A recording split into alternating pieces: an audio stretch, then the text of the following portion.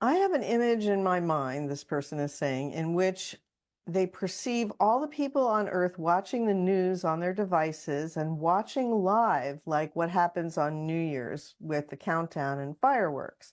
I see the governments of Earth declare that they have opened their borders and burned their weapons.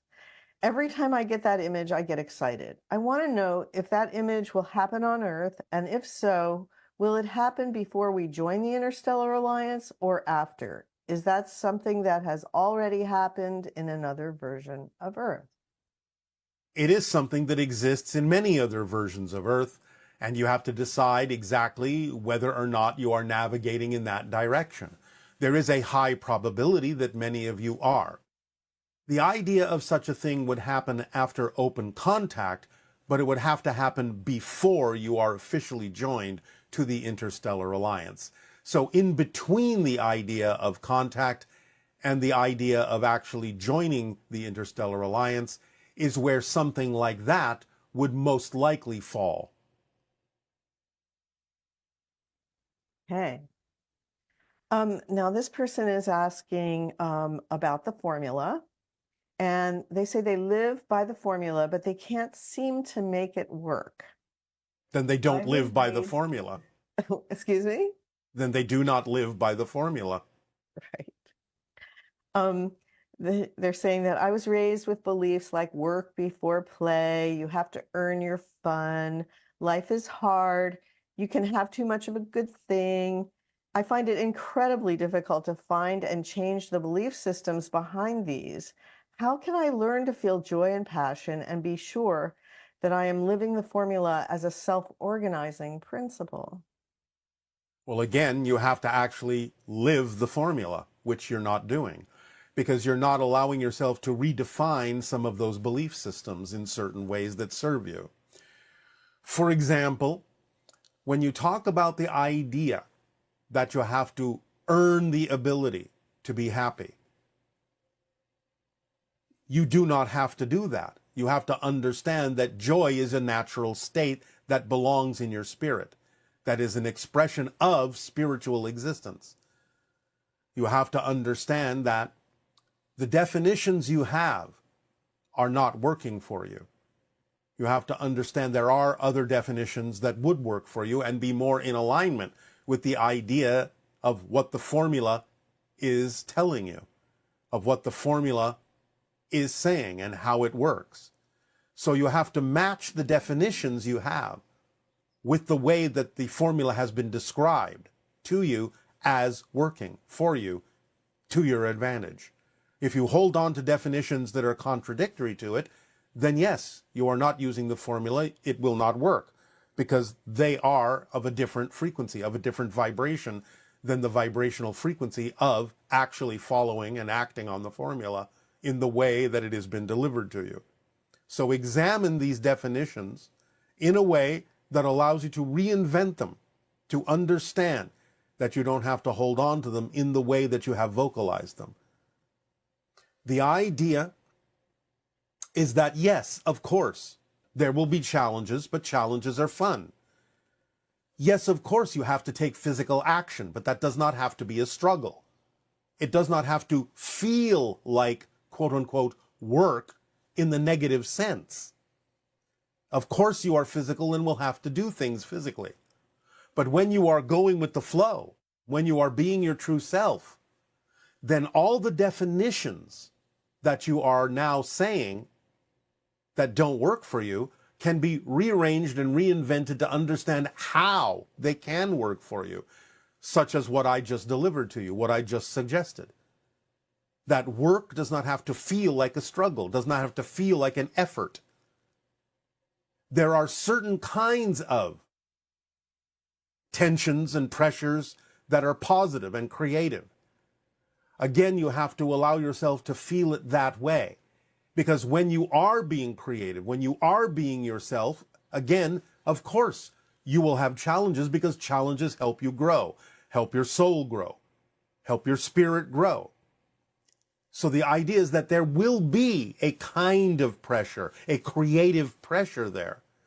But the pressure that you experience in a positive sense is not the same kind of pressure that you experience in a negative sense. The pressure you experience in a positive sense is a kind of energy momentum that encourages and urges you to move forward, to take action, to be yourself, to be centered, to be true to who you are. The kind of pressure that you experience in the negative sense is the kind that allows you to feel overwhelmed, that you're not doing enough, that things aren't good enough. The idea that you can have too much of a good thing is what sets up the negative pressure. Now, we understand that some of these phrases that exist on your planet are done to make sure that you don't become egotistical about it. That's really the reason that some of them exist, so that you can always have a check and balance system in case you are worried that you will become too egotistical, too out of integrity, too out of alignment. That's the only reason they exist. If you recognize them simply as a check and balance system that can be understood lightly, and you understand you're always willing to check in with yourself to make sure that you are remaining in alignment and always within your integrity, then it's all right from now and then to experience that you might step a little bit outside of it, because you know you will always bring yourself back into alignment by having that check and balance system. But the check and balance system is not meant to be a rigid shackle on you that prevents you from exploring, that prevents you from being yourself, that prevents you from knowing that happiness is your birthright. So you have to take these things that you have said, these admonitions, these phrases, these sayings, a little bit more lightly as a check and balance system, just to make sure that you're staying true to yourself and not see them as such a rigid set of rules that cannot be broken in any event for any reason whatsoever. Just keep them as an understanding that you are always willing to be aware of when you are in or out of balance, and you can move forward by acting on the formula in a freer way that allows you to know you will always pay attention to what you're doing, you will always ask why you believe what you believe, and you will always check yourself to make sure you're remaining true and within integrity to your core vibration, your essential self. So treat those phrases more lightly, and you don't have to necessarily feel so impeded by them to be yourself and feel joy in your life and be a creative, imaginative being who is more than capable of following the formula and experiencing the ease and flow of how your life will unfold in a more natural way. And this next question says, if people always follow their excitement, the dishes will never get washed, the laundry will never get done, and the garbage will never be picked up. How is society supposed to function like that? That's a perfect example right there of somebody assuming that those things can never be exciting. They are having a negative definition of those things because they are believing that those things have to be negative. Nothing could be further from the truth.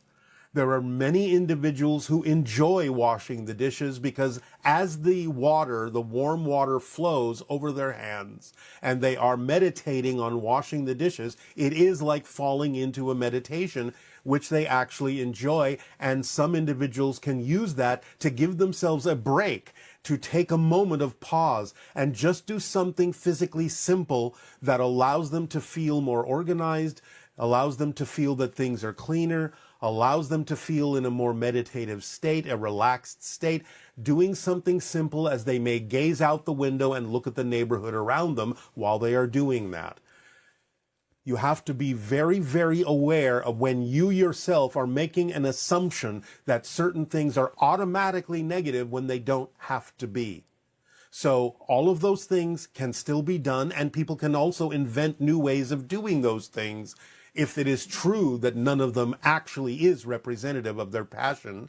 You've already invented things like machinery to wash dishes and so on and so forth, machinery to collect and process the idea of waste in a more automated way. So that's also part of you being imaginative and creative and inventive enough to do that, but cannot come from the assumption that those things are automatically negative, because assuming that they are isn't what serves you, because there are people who actually find those endeavors to be relaxing, exciting, meditative, so on and so forth, for a variety of different reasons. So the first step is not to assume that those things are negative just because you have chosen to experience them that way. Okay. And this person is saying, I need help finding my highest passion. One moment. Hmm. We're going to add something else to that last question. Okay. You have to understand also that sometimes the people that do things in society, like collect the garbage, as you say, are providing a service to humanity. So it's all about understanding some of these things also, doing laundry, collecting garbage, as doing service to a family, service to humanity, service to groups. The assumption that those things are automatically negative blocks individuals from understanding that being willing to do those things is actually providing a service for certain individuals. And service to humanity is how you allow yourself to find your center in many cases.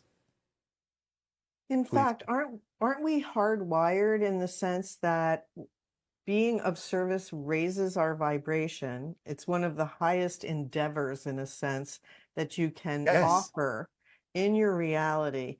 And you see this quite often in the in teachings of many Yes. different perspectives that Yes. But we are getting being ahead of ourselves because this issue will be one of the steps coming up in the near future. okay. We will address it then. All righty. So this person is having trouble finding their highest passion, and people seem to progress in life, getting married, having kids, buying houses, buying cars, following their interests and traveling. I feel my life isn't moving anywhere. I am at the same place in life that I was 6 years ago. I know it may not be 100% true as I have grown at work. However, the other aspects of my life have not progressed.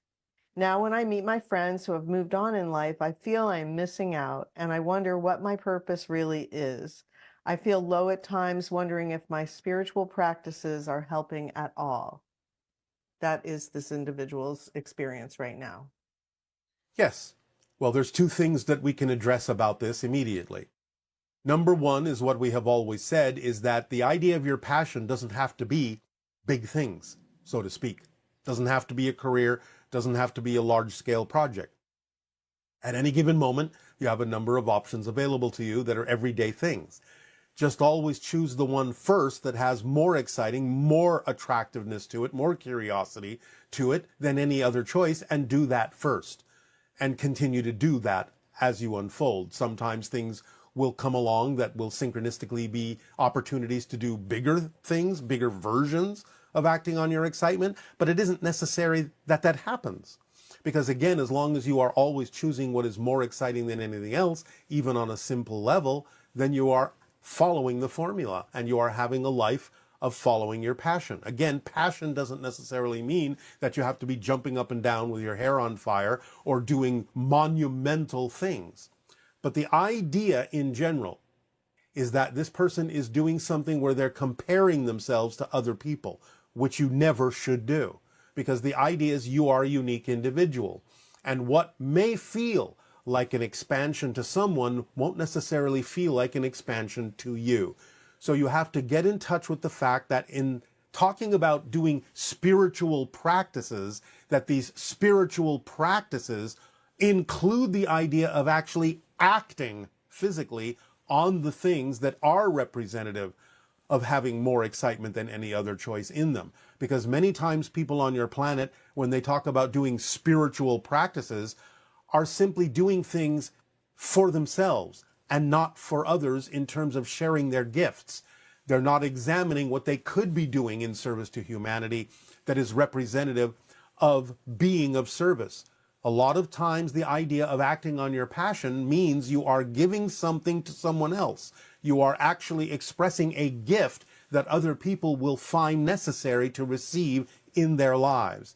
So while it's all well and good that you feel you are growing at work, and that should be a signal to you of what we're talking about, because growing at work means you are doing something that is helping other people. You are being of service in the job that you do for the other people also doing similar jobs in the same business. So that should be your first clue that in order to expand your life in other areas, you also need to be doing things that are serving other people. If you have gifts to share, share them. If you need to write a book, write it. If you need to do a piece of art, do it. If you need to compose a piece of music, do it. The idea is that if you're holding your gifts back, if you're not acting on those things outwardly in service to humanity to give them things they may be waiting for you to give them, then that's why your life is not expanding, because you're not actually taking the action on the things that would be the gifts that you have to share with humanity. So take a cue from the fact that you have grown at work, doing something that helps other people, and incorporate that attitude and that behavior in the rest of your life by doing the things you are passionate to do.